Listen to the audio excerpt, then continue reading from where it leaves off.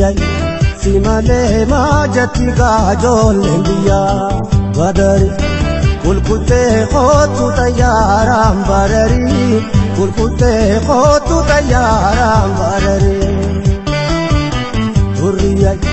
simale majati gajol India badari kulkulte khotu tayaram barari adiye khotu tayaram barari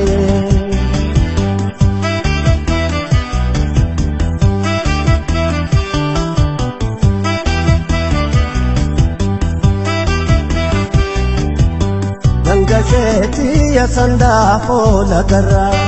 bareke bar nafsi ome undara nam toko harka sitela sinara ulkulte qot umane kideka ansiman way orote ya guddo way wala kan danisa way dengata tumate Kulato kotani kongo danisa Adiye kotani kongo danisa